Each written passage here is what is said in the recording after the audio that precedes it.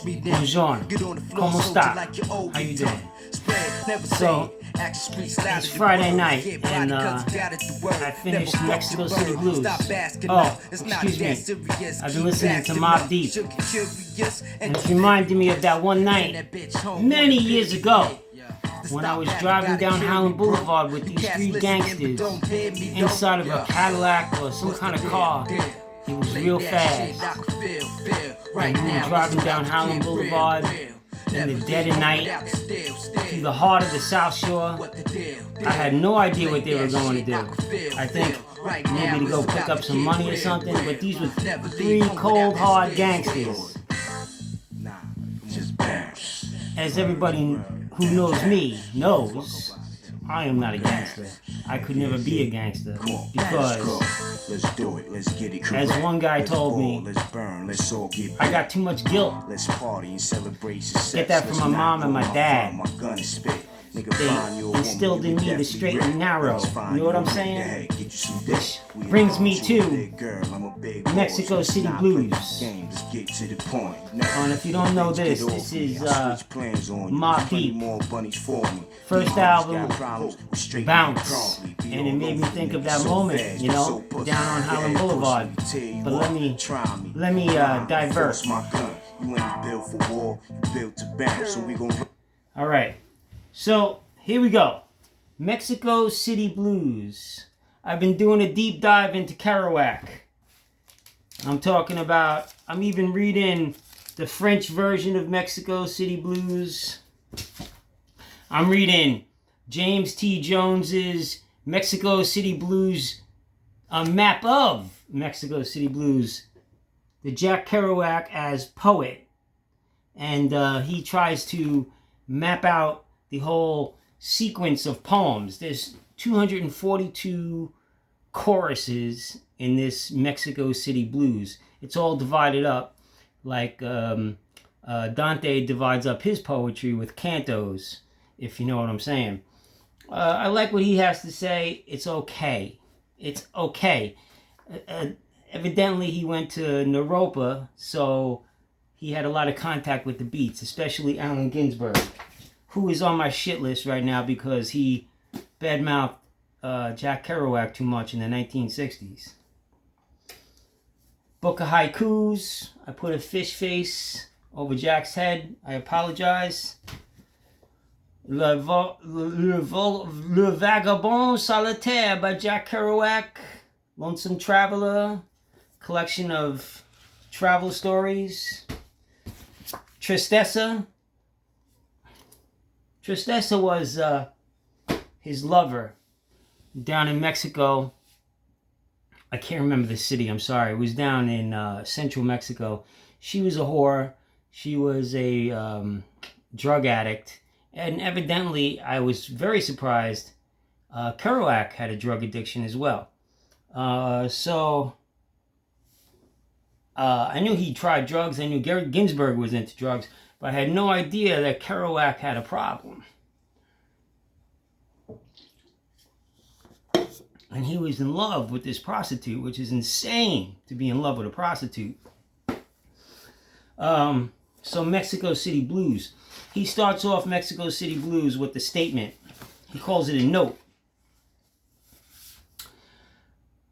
I want to be considered a jazz poet, blowing a long blues in an afternoon jam session on Sunday.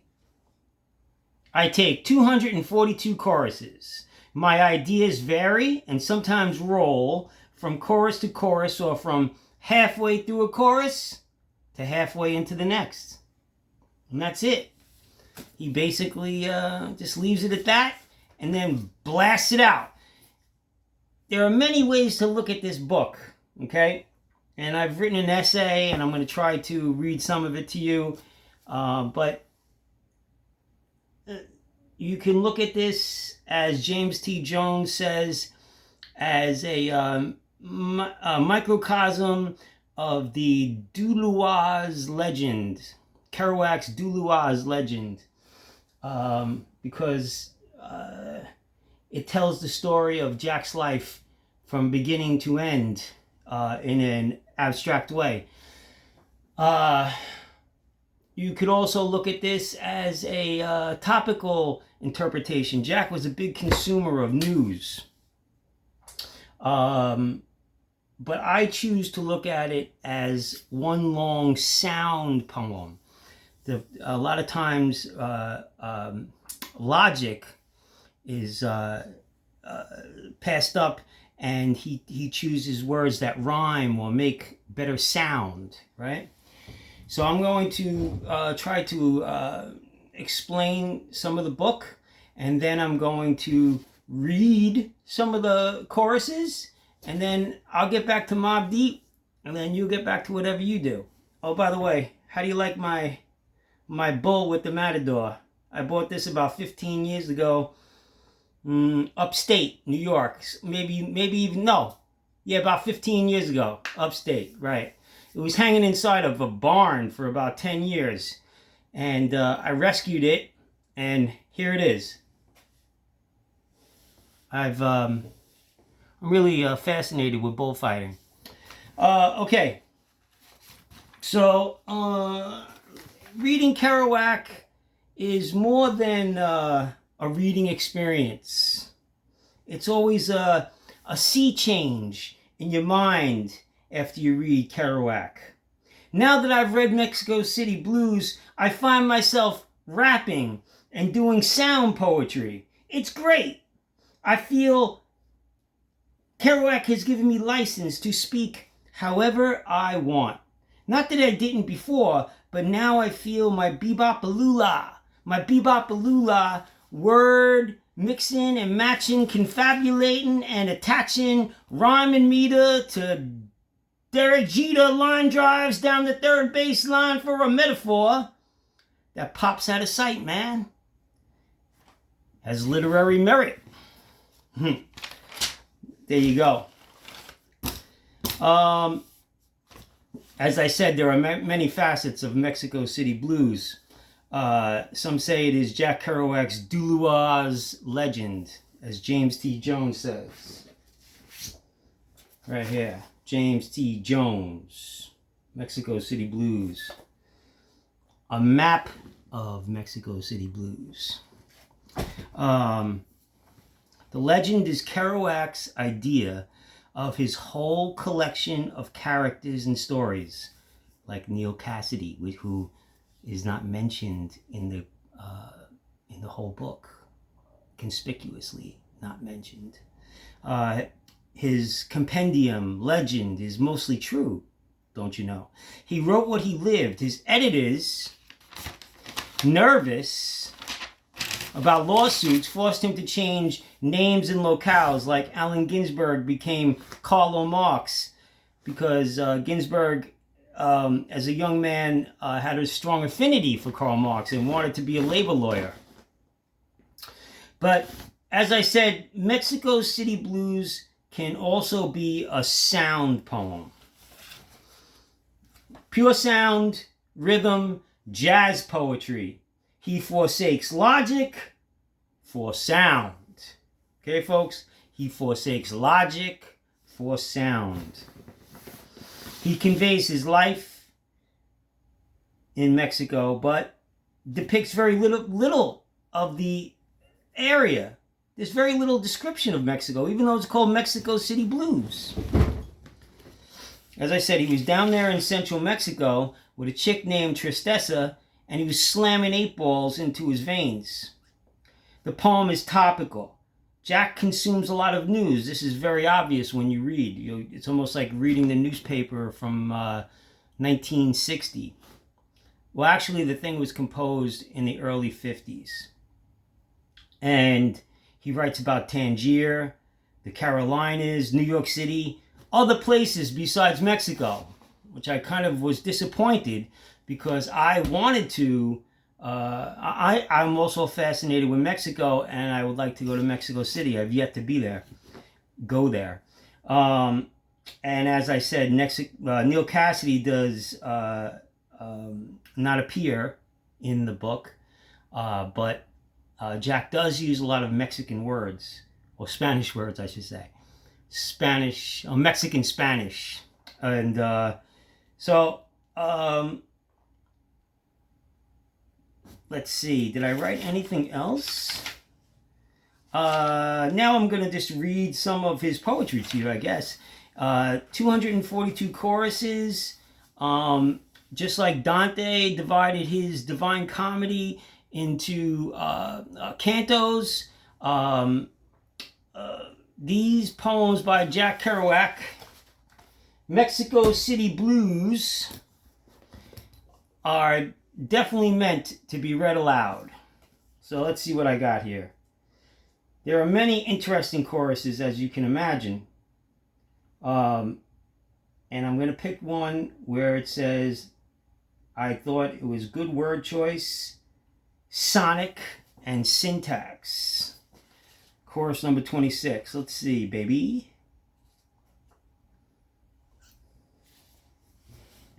By the way, there are a lot of people who like this poetry because it's fun.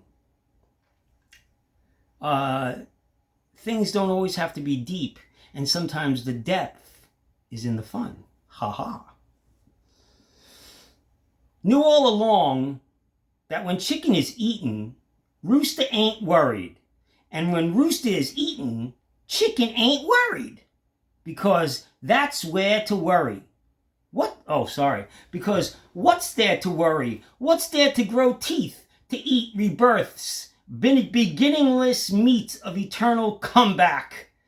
For Christ's sake, stop saying and saving your lives. It's only one more hour beyond your pale light. There's no end on all sides. The saillessness, the sailless orc, of child on afternoon sidewalk, or of Herubula, elephant cow of ant colonies, Mario king in a moment of the landscape day, in vast Akkadian pure land, Buddha loved all sentient beings. I could have done that a little better, but there you go, 26 chorus, which reminds me, he's very much into Buddha. Okay, he's very much into Buddhism. He was considered a Buddha. He considered himself a Buddhist Catholic. By 1965, he said he was no longer a Buddhist. He was just a Catholic. And I myself have come from the Catholic tradition. I understand that. Who can sum up Buddhism very easily? Not me. One way to say it is that it's all life is just a conception in your mind. We really don't exist. How about that one? And he goes and tries to prove it. Mr. Kerouac tries to prove that we are just nothing. Tathagata. Let's see, 39. I'll just try to read some good parts. Aztec stick, ugly spew, smoke, dragon, Bjorn, Smitherwolf, wild star, monster over the fences, Frankenstein. What is an Aztec stick? That's what I want to know. What is an Aztec hammer? He mentions an Aztec hammer. Careful, true, nirvana. Patient in his comfort. Humble in his demands. Weary of the fear. No longer fearing. The fair, happy air. Permeated with cherub. And fingers a pair in V, victory, meaning one.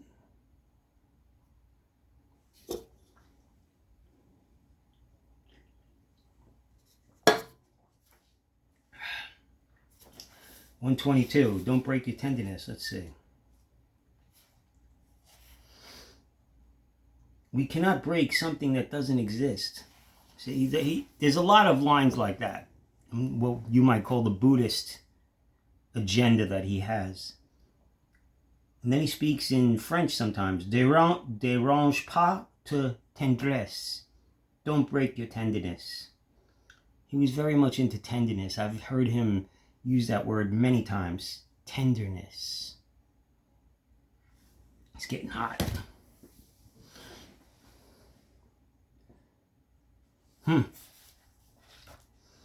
I'll read a couple more and then we'll call it a day. Mexico City Blues. Okay, we'll read a well-known one. This is about Mother, 149, 149th chorus.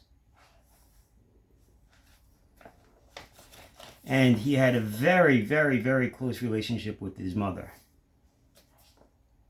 I keep falling in love with my mother. I don't want to hurt her. Of all people to hurt. Every time I see her, she's grown older, but her uniform always amazes me for its Dutch simplicity. And the doll she is, the doll-like way she stands bow-legged in my dreams, waiting to serve me. And I am only an Apache, smoking hashy in old kabashi by the lamp. Dutch simplicity. I looked up Dutch simplicity, and that's actually a design philosophy characterized by clean lines, functionality, and a focus on essential elements. Look that up. Dutch simplicity. Let's see, I really tore this book up. I wrote all kinds of stuff in the marginalia, in the margins. I once had a professor, Kantrowitz. He was big in the gay movement, and the New York Public Library paid him a whole lot of money to buy his marginalia. They must have really thought he was a genius because they just wanted to know what he wrote in the margins. Okay, one more poem.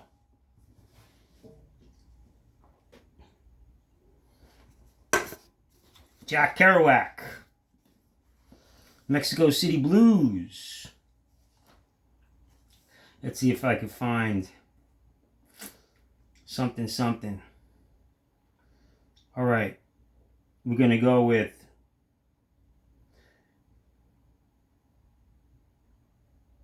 .180 Railroad Images. Let's see what that's about.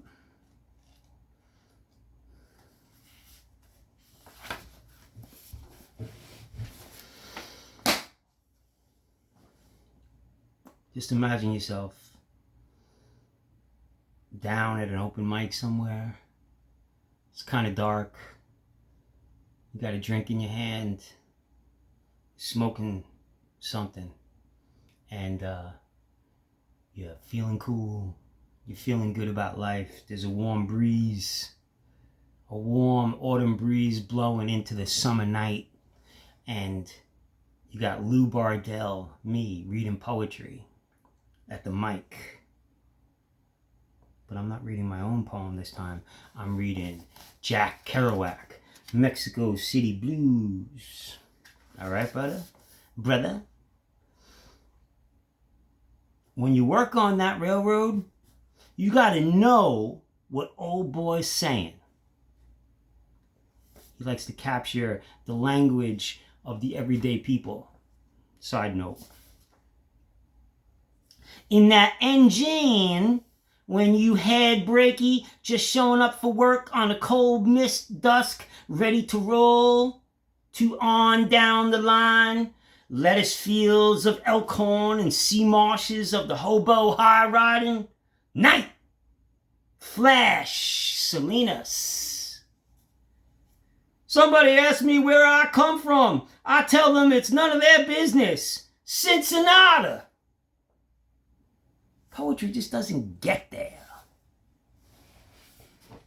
I don't believe that. I think his poetry gets there. Mexico City Blues, Jack Kerouac. Check it out.